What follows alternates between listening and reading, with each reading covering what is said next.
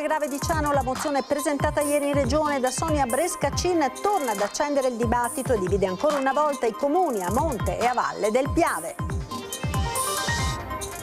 Il Piave è una bomba sulla testa delle persone, non usa mezzi termini. Il professor Dal Paus, tra i massimi esperti di ingegneria idraulica, rischio enorme rinviare gli interventi di messa in sicurezza del fiume.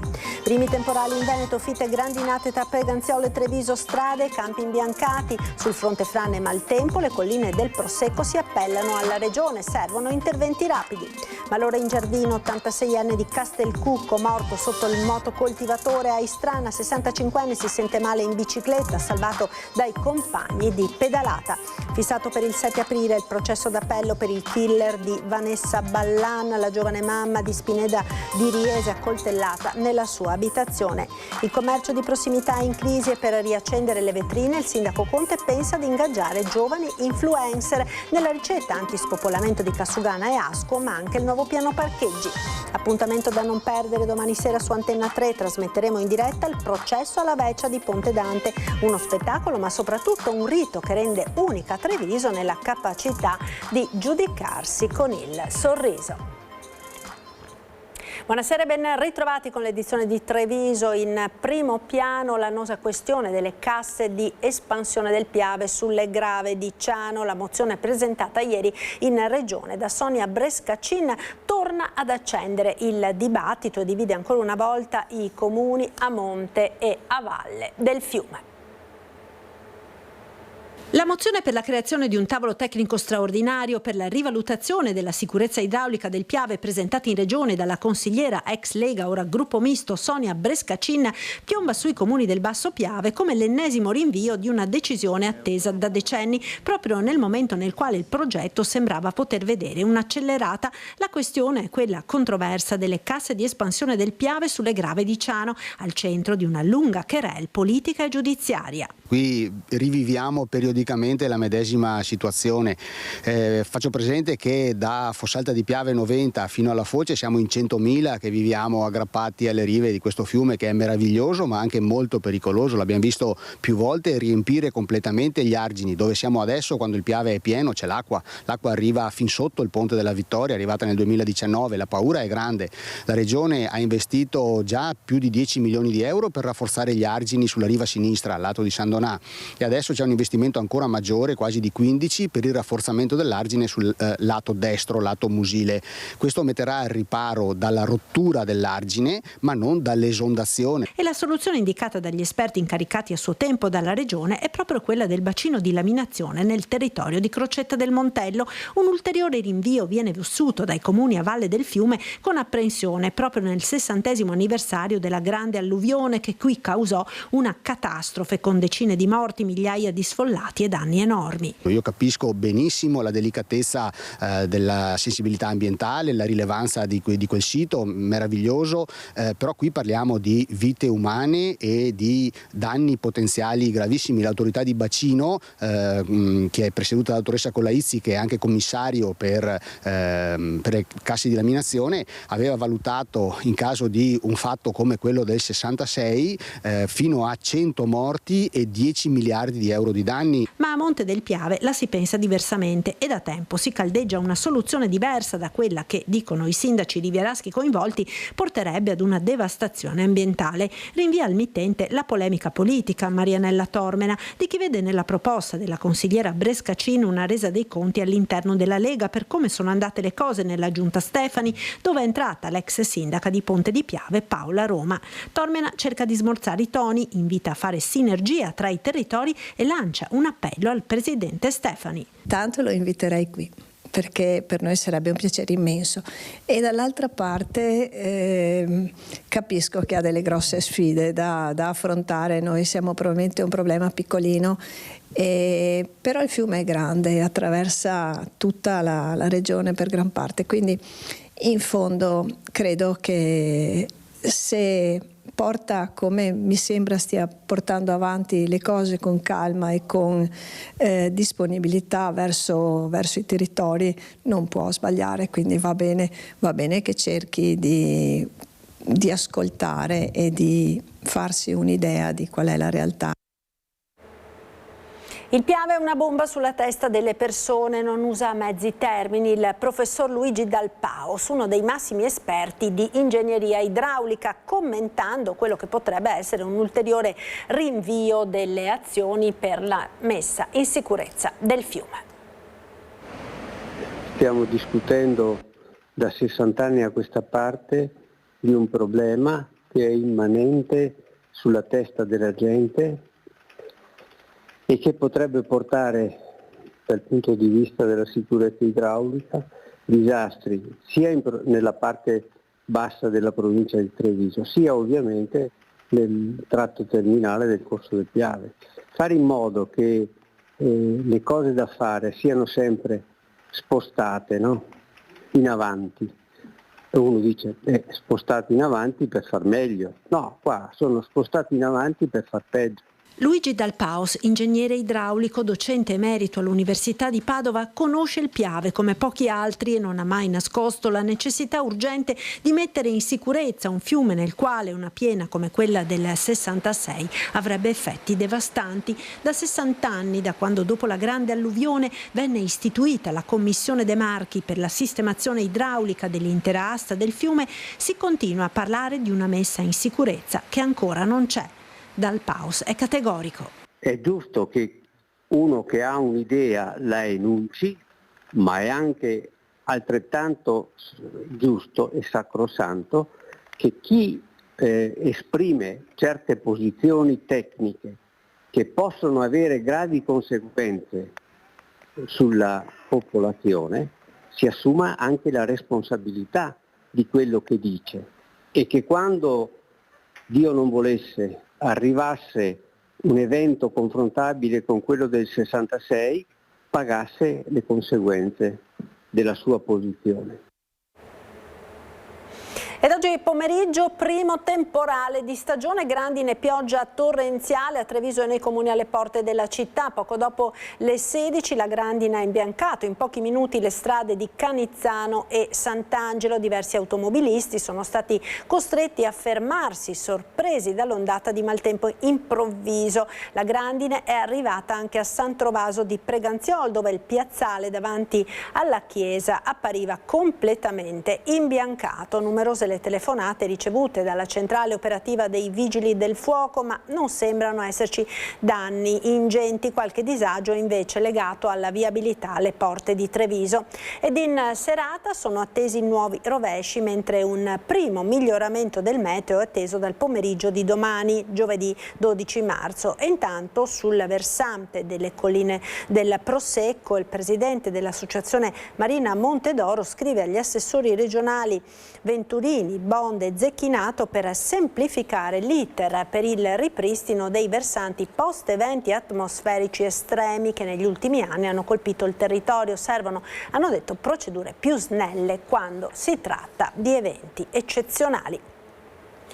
La cronaca, un malore ha stroncato un pensionato di 86 anni trovato privo di vita nel giardino della sua abitazione in via Sant'Antonino a Castelcucco. Il pensionato è stato trovato a terra vicino al motocoltivatore che stava utilizzando. A trovare l'anziano è stato il figlio, che ha immediatamente lanciato l'allarme al 118. Ed un altro malore questo pomeriggio a Distrana in via Morgana. Un ciclista di 65 anni di Salzano si è sentito male. Immediatamente sono stati allertati i soccorsi mentre i compagni di pedalata iniziavano il massaggio cardiaco e questo gli ha probabilmente salvato la vita.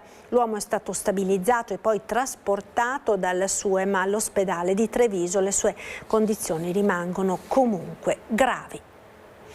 Il Covid non esiste. Il negazionista che filmava negli ospedali è stato condannato ad 1 anno e al pagamento di una provvisionale di 3.000 euro all'ULSS 2. Telecamera in mano entrava negli ospedali nel momento più difficile della lotta contro il Covid per dimostrare che la pandemia era solo un'invenzione. È stato accusato di diffamazione in quanto con quelle immagini ha offeso la reputazione dell'ULSS 2, interferenza illecita nella vita privata e violazioni di domicilio. Il 46enne residente a Treviso è stato condannato ad 1 anno, pena sospesa, e a pagare una provvisionale di 3.000 euro. L'ULSS 2, che si è costituita parte civile, potrà chiedere un eventuale risarcimento attraverso un procedimento civile. La vicenda era nata nel 2020, quando il finto reporter si era introdotto nell'ospedale di Treviso nel pieno del Covid, quando medici e infermieri lottavano per salvare delle vite. Silenzio, non c'è anima viva, nessun via vai di medici o malati intubati, tutto è tranquillo, aveva scritto sui social. Ma i video sono finiti in procura e se per il 46enne il Covid era una bugia, la pena del tribunale invece è una realtà. Il prossimo 7 aprile Bujar Fandaj, il 41enne kosovaro reo confesso dell'omicidio della 26enne Vanessa Ballan, trucidata a coltellate il 19 dicembre del 2023 all'interno della sua casa a Riese Pio X, si presenterà davanti ai giudici della Corte d'Appello di Venezia per il processo di secondo grado. Fra i motivi del ricorso il fatto che l'uomo sarebbe stato in una certa misura provocato dalla vittima, che sarebbe stata la prima ad aggredirlo, e il fatto che la stessa Vanessa avrebbe chiamato per 2 volte la madre, mentre Bujar si sarebbe trovato di fronte a lei. Una situazione, dicono gli avvocati difensori, con la donna in grado di usare il telefonino che non coincide con l'ipotesi fatta dall'accusa. Hanno imbrattato un parcheggio a Vittorio Veneto offendendo le forze dell'ordine, ammessi al rito abbreviato 2 giovani stranieri. Armati di bombolette spray si sono recati in un parcheggio pubblico in piazza Medaglie d'Oro nel cuore di Vittorio Veneto. Qui hanno pensato bene di vandalizzare l'area e imbrattare la pavimentazione. I 2 sono stati identificati. Si tratta di un 25enne di origine marocchina, residente a Vittorio Veneto. Il ragazzo era uscito dal carcere da poco più di un mese dopo una condanna per rapine ed estorsioni. Ora è di nuovo nei guai. Assieme a lui un complice, 26 anni, nato a Treviso, anch'esso conosciuto alle forze dell'ordine. I 2 hanno fatto disegni offensivi inequivocabili e realizzato scritte di disprezzo verso le forze dell'ordine e pubblico vilipendio alle forze armate. Entrambi sono stati ammessi all'abbreviato, torneranno in aula il 14 settembre. I fatti sono venuti a Vittorio Veneto il 4 aprile 2022. A segnalare l'accaduto erano stati alcuni automobilisti che avevano allertato i carabinieri. Immediate le indagini. Sul posto non erano presenti molte telecamere di videosorveglianza. Così, raccolte le bombolette spray vuote e gettate nel parcheggio, i militari dell'arma hanno passato a setaccio tutti i negozi che le vendevano. Il cerchio si è subito stretto attorno ai 2 ragazzi e ripresi dalle telecamere dell'esercizio commerciale, entrati a mano vuote ed usciti con la borsetta e bombolette, le stesse utilizzate per il raid vandalico. Alle riunioni aziendali era lei a dover preparare il caffè per tutti, o almeno questo era ciò che le imponeva il suo capo, sostenendo che fosse compito suo in quanto donna. È uno degli episodi che emergono nella sentenza con cui il Tribunale del Lavoro di Treviso ha annullato il licenziamento di una manager della K-Line di Conegliano, lasciata a casa nel luglio del 24 mentre era incinta. La giudice Maddalena Saturni infatti ha riconosciuto un danno da discriminazione commesso dai titolari dell'azienda e i suoi familiari, disponendo a favore della professionista un risarcimento da 50.000 euro. Tu non ti meriti la dirigenza, le diceva il suo superiore, io avrei bisogno di un uomo e per di più con esperienza. A ciò, scrive la giudice, si aggiunga che il licenziamento è qualificabile quale ultimo ed estremo atto di discriminazione fondata sul sesso della manager. Velvet Media, la procura ha chiuso le indagini 2 vertici verso il processo per bancarotta, crack da 11 milioni. Non hanno pagato le imposte dal 2014, un buco di quasi 12 milioni di euro. Dovranno rispondere di bancarotta i 2 vertici dell'ex Velvet al centro di un'inchiesta della finanza. Secondo quanto accertato, avrebbero gonfiato i fatturati e ridotto i debiti nei confronti dello Stato. Chiuse le indagini, i 2 amministratori verso il rinvio a giudizio. Fra i reati contestati ci sono la bancarotta fraudolenta e la bancarotta patrimoniale, quest'ultima relativa soprattutto alle dichiarazioni obbligatorie sullo stato dell'impresa. In più, la bancarotta patrimoniale farebbe riferimento alla vendita del marchio, fatta a cavallo tra il 2022 e il 2023, ad una società di comodo il cui responsabile non compare e soprattutto senza incamerarne il valore. La società operativa, ridenominata Media Production, è finita in liquidazione giudiziale. Il quadro che è emerso dalle indagini delle Fiamme Gialle e della Procura è quello di una voragine finanziaria. Il passivo totale ammesso alla procedura fallimentare ammonta a quasi 12 milioni di euro, con oltre 350.000 euro di spettanze retribuite non pagate ai lavoratori. Queste le cifre: 10,2 milioni di debiti con lo Stato tra imposte e contributi INPS dei lavoratori, quasi 1.600.000 euro tra stipendi non pagati e pretese di vari altri creditori, fra cui fornitori di servizio. La verità che emerge dalle carte è che Velvet non ha pagato le imposte dal 2014 e qualche anno dopo ha smesso di saldare anche i contributi. Agli innumerevoli solleciti delle agenzie delle entrate, diventati poi delle vere e proprie cartelle esattoriali, i vertici aziendali non avrebbero mai risposto. Sembrano lontani i tempi in cui l'azienda di marketing con sede a Castelfranco era salita alla ribalta per il modello organizzativo basato su ampia flessibilità e autonomia nella gestione degli orari, un sistema che aveva attirato attenzione mediatica e interesse anche nel mondo del lavoro.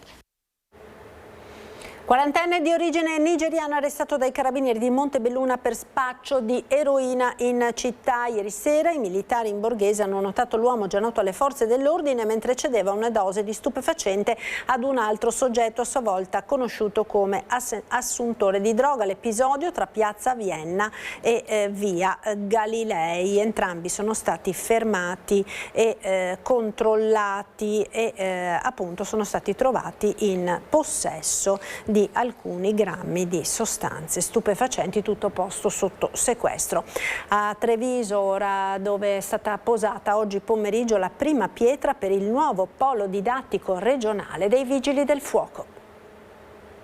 Era da tanto che si aspettava questo evento, questo momento, e finalmente è arrivato, di quella che sarà un po' il fiore all'occhiello per tutta la comunità dei Vigili del Fuoco del Veneto. È stata posata a Treviso la prima pietra del nuovo polo didattico regionale dei Vigili del Fuoco che sorgerà accanto al comando provinciale di via Santa Barbara, un progetto da oltre 5 milioni di euro finanziato dal Ministero dell'Interno e realizzato con il supporto della provincia di Treviso, che svolge il ruolo di stazione appaltante e coordinamento tecnico dei lavori. Il nuovo edificio di oltre 2.200 metri quadrati ospiterà aule per la formazione, un'aula magna, autorimesse operative, uffici e spazi logistici, oltre a un'area dormitorio per il personale in addestramento. Una delle aule sarà inoltre predisposta come centrale operativa di emergenza. All'inaugurazione ha presieduto il sottosegretario all'interno Emanuele Prisco e il capo del Corpo Nazionale dei Vigili del Fuoco Eros Mannino. Un investimento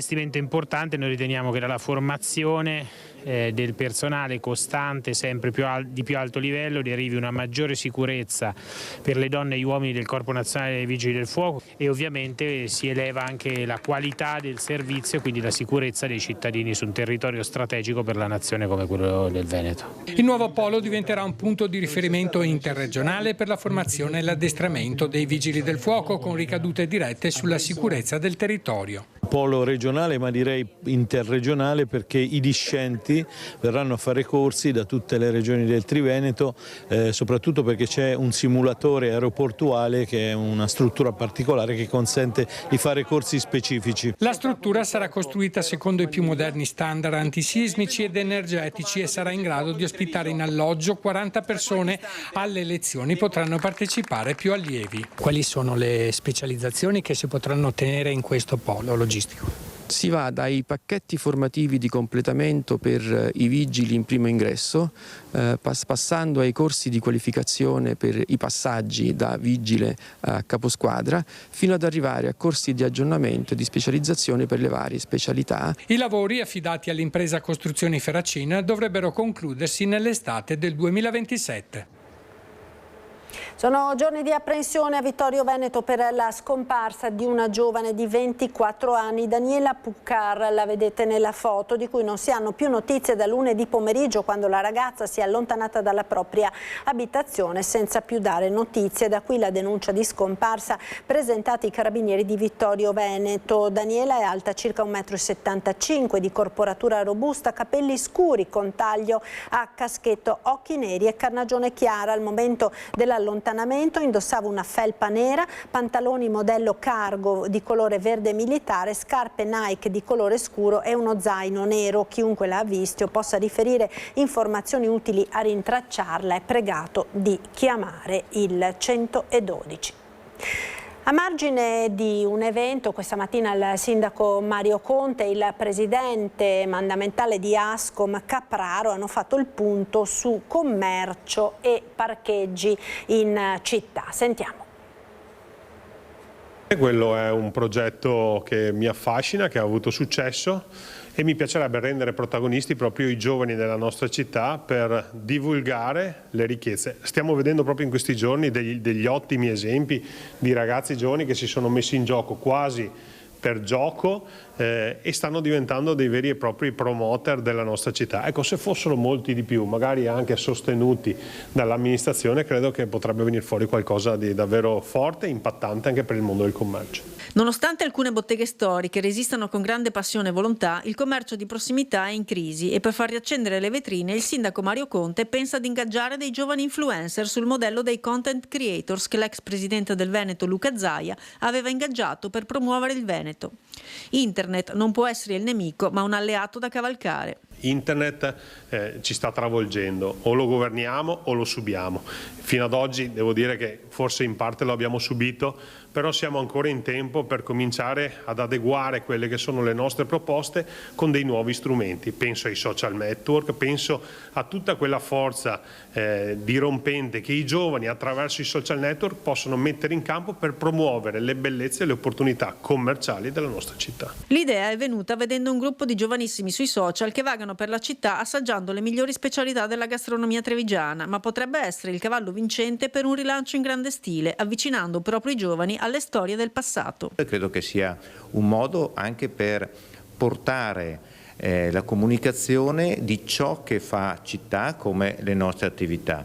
Allora portare questi influencer sotto i portici della città, lungo le vie, dentro i negozi, credo che possa essere un modo per far capire quanta autenticità ci sia, quanta identità ci sia, quanta tipicità ci sia in questa città di Treviso che merita di essere vista. Una città che cerca una sua via contemporanea per rilanciarsi anche attraverso il nuovo piano parcheggi che per ora dà risultati positivi. I dati dicono una cosa, che è la cosa che a noi sta più a cuore. Ciò che è importante dei parcheggi è la rotazione dei parcheggi, perché il posto auto occupato non ci dice nulla, perché se è occupato per 8 ore dalla stessa auto, magari del residente che gratuitamente la posteggia lì, non ha lo stesso valore per la città che lo stesso stallo occupato per 8 ore da 8 auto diverse che stanno un'ora. Allora il tema primo, il primo bilancio è positivo perché la rotazione dei parcheggi è aumentata. I residenti hanno capito la bontà dell'iniziativa e hanno spostato le loro macchine fuori dal centro in modo tale che coloro che venivano in città per godere delle bellezze o per fare degli acquisti hanno anche trovato facilmente dei parcheggi. Questo però significa che la direzione che abbiamo preso è quella giusta. A Pregantial prende il via un ciclo di incontri e laboratori teatrali dedicati alla parità di genere e al linguaggio inclusivo. Domani alle 18 nella sala del Consiglio Comunale sarà presentato il progetto promosso dagli 8 comuni aderenti: Preganziol, Mogliano, Marcon, Casale, Zerobranco, Morgano, Quinto e Casier. Sono previsti incontri e workshop teatrali tra i mesi di marzo ed aprile aperti alla cittadinanza. L'iniziativa si concluderà il 16 aprile con un convegno finale a Morgano. Gli eventi sono gratuiti. E ci fermiamo ora per qualche istante di pubblicità. A tra poco. Eccoci di nuovo in diretta, appuntamento da non perdere domani sera su Antenna 3, trasmetteremo in diretta il tradizionale processo alla Veccia da Ponte Dante. Con giovedì 12 marzo 2026 saranno 58 le volte che il Tribunale Popolare a Ponte Dante processerà Treviso e la Marca. Un evento unico tra i capoluoghi di provincia in Italia, tant'è che per seguirla da anni arrivano gruppi organizzati un po' dappertutto, anche dall'estero. E la contessina Marinella Costalonga senza Calzetti, signora Pie Bagnai, sarà per la 58esima volta bruciata in un rito vecchio come il mondo, dove si spera che tutte le magagne di un anno vengano purificate dalle fiamme. Prima di lei c'è stata contessa, baronessa, duchessa e quasi principessa Marietta, e prima ancora Marietta monta in gondola, ricordando un comune denominatore che è il sindaco di turno. Abbiamo deciso quest'anno di cambiare nome per darle un tocco di freschezza, quindi abbiamo abbandonato Marietta per il momento per passare a Marinella.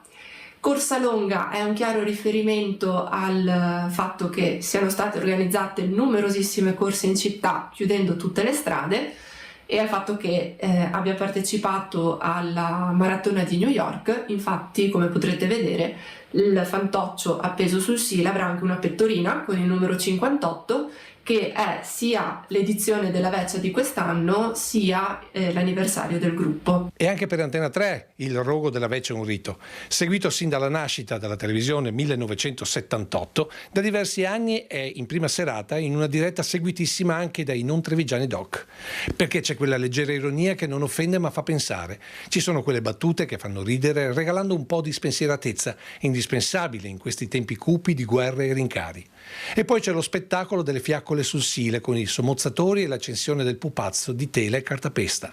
Un rito, dicevamo, che in TV inizierà subito dopo il telegiornale di Treviso, con l'anteprima tra spettatori e componenti la corte giudicante, per poi continuare tra i balli del gruppo folcloristico trevigiano che da anni organizza lo spettacolo scrivendo tutti i copioni. Tutti questi anni di manifestazione ci portano inevitabilmente a ricordare chi l'ha creata, l'ha pensata, l'ha costruita e con il suo talento l'ha resa la manifestazione che è oggi, e quindi inevitabilmente pensiamo al nostro presidente fondatore Gianfranco Crespan, che interpretava il conte Calsina Rinaldi, accusatore, e anche agli altri amici che ne hanno fatto parte come Luigino Visentin e il maestro Angelo Smiazzetto.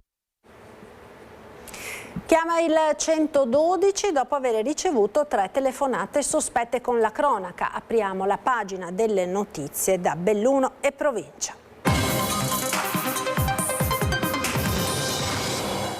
Chiama il 113 dunque dopo aver ricevuto telefonate sospette, teme una truffa. È accaduto a San Vito di Cadore. La protagonista è un'anziana del posto che con voce tremante ha chiesto aiuto alla centrale operativa dei carabinieri di Cortina d'Ampezzo, raccontando che alcuni sconosciuti avevano annunciato una visita a casa sua. Sul posto è arrivata in pochi minuti una pattuglia della stazione di San Vito di Cadore. I militari hanno controllato attorno all'abitazione escludendo la presenza di malintenzionati, ma l'intervento si è trasformato in qualcosa di più. La donna, ancora scossa, ha confidato ai carabinieri la sua solitudine. I militari si sono fermati a parlare con lei, rassicurandola e facendole compagnia fino a contattare una persona di fiducia che potesse raggiungerla. D'allarma l'invito agli anziani, in caso di dubbio o telefonate sospette, chiamare sempre il 112, anche solo per chiedere aiuto o consiglio. Provincia di Belluno, sta per finire il mandato di presidente di Roberto Padrin, anche se teoricamente dovrebbe essere tutto scontato. Entrambi gli schieramenti studiano le mosse. Padrin, che effetto fa leggere sui giornali i nomi dei suoi possibili, probabili, certi successori? Penso che sia la naturale conseguenza di un percorso che è finito e che ovviamente adesso ha bisogno di un nuovo presidente che è stato scelto dalla politica bellunese. Sono 2 proposte che si confronteranno, anche se visto i voti ponderati dei comuni più importanti penso che la partita darà la presidenza a Marco Staunovo. Per le province infatti 1 non vale 1 perché si applica il voto ponderato che dà maggior peso ai rappresentanti dei comuni, tanto più grandi sono gli stessi, e visto che il centrodestra governa sia Belluno che Feltre, il vantaggio di quella coalizione è già scritto. È una operazione nata in queste ultime settimane, ho accettato la proposta fattami e insomma vedremo poi adesso come vanno le elezioni, sempre a favore del territorio, per il bene del territorio. Credo che la scelta su di me, chiaramente da un gruppo di sindaci, derivi da questa forse capacità di provare a tenere insieme le persone e gli amministratori. Teoricamente sconfitto in partenza, chi sta dall'altra parte vuole comunque giocarsi la sua partita fino in fondo. La nostra posizione è chiarissima, noi abbiamo fatto un percorso di centrosinistra con Futura già nel 2024, abbiamo proposto un nostro candidato presidente pur sapendo che non vinceremo le elezioni, perché purtroppo le elezioni funzionano con un voto ponderato che di fatto è già deciso in partenza, quindi non ci saranno sorprese, ma noi vogliamo proseguire un progetto perché in questi anni proporremo e continueremo a lavorare sui temi che ci hanno caratterizzato fino adesso, quindi il nostro candidato è Nicola Vieci per il centrosinistra e prima anche delle elezioni del candidato presenteremo anche tutta la lista del Consiglio. Non si voterà purtroppo insieme al Presidente, ma si voterà probabilmente qualche mese più in là, però noi vogliamo dare fin da subito l'idea di un progetto chiaro e unitario. Sincero, si sente Presidente in pectore? No, assolutamente no, c'è un'elezione in corso e quindi ci confronteremo sulle idee entro il 18 di marzo e poi dal 19 inizieremo a lavorare o l'uno o l'altro, insomma, ecco. DDL stupri e direttiva europea sulla parità salariale al Giovanni XXIII confronto organizzato da CGIL, CISL e UIL di Belluno.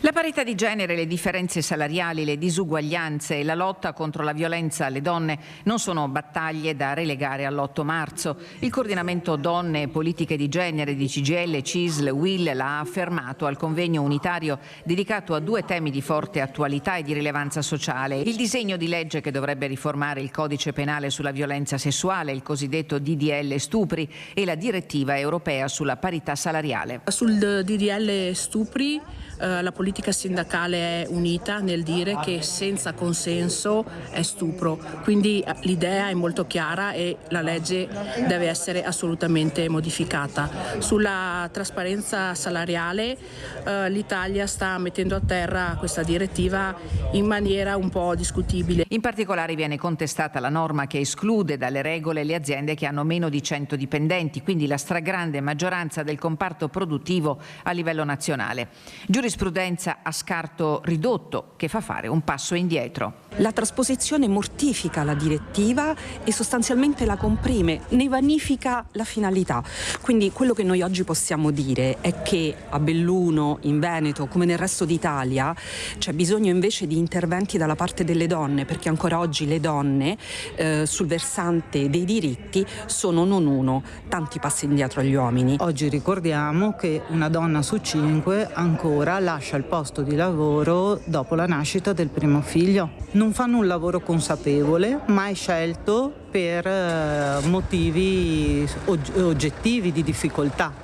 Non è più accettabile nel 2026. Tutti insieme, enti locali, istituzioni, organizzazioni datoriali e sindacali, dobbiamo lavorare insieme. Al convegno gli esperti hanno affrontato i temi da un punto di vista tecnico e giuridico per offrire strumenti di lettura chiari e operativi a chi lavora, così come ai cittadini e alle cittadine, perché l'informazione, la comprensione e la cultura diffusa siano le leve principali per l'emancipazione delle donne e la tutela dei loro diritti.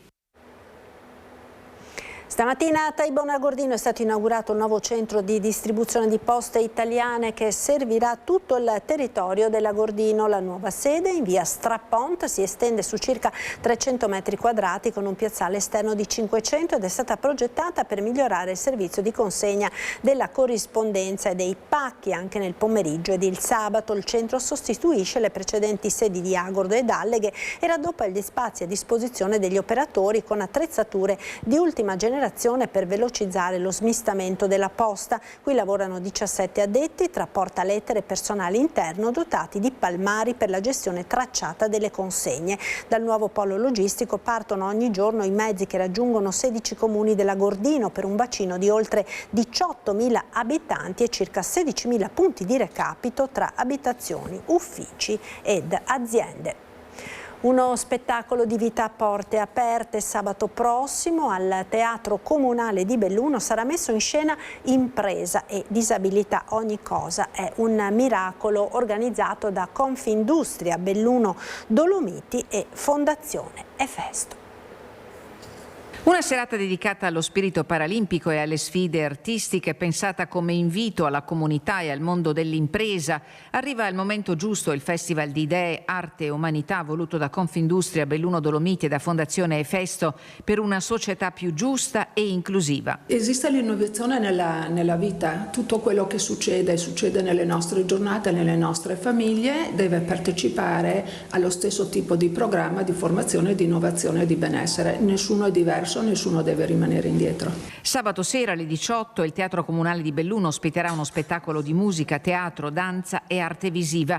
Un unicum scenico, lo descrive Fondazione Efesto, che nasce come laboratorio partecipato da entità e sensibilità diverse, con l'ambizione di contribuire alla costruzione di una reale cultura inclusiva attraverso percorsi artistici, culturali, musicali e sportivi. È un'iniziativa a porte aperte. Io invito la popolazione di Belluno a portare i loro ragazzi, i loro nipoti, i giovani, i bambini, perché vivere la diversità e vedere che poi non è così diverso è un momento straordinario di grande empatia. Per la promozione di un'esistenza piena e non di serie B, spiega ancora la Presidente Berton, che sottolinea l'impegno di Confindustria Belluno, prima territoriale in Italia a istituire la delega al sociale.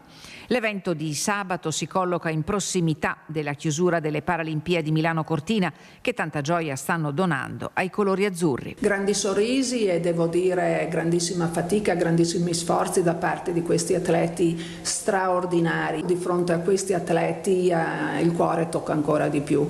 Invitiamo veramente tutti quanti a partecipare, le porte del teatro sono aperte, venite perché sarà un momento speciale, un momento che regalerà serenità anche alle famiglie che in casa spesso hanno problemi e non li conosciamo. È tutto per questa edizione, grazie per essere stati con noi. Vi lascio alle previsioni del tempo dopo la sigla. Arrivederci.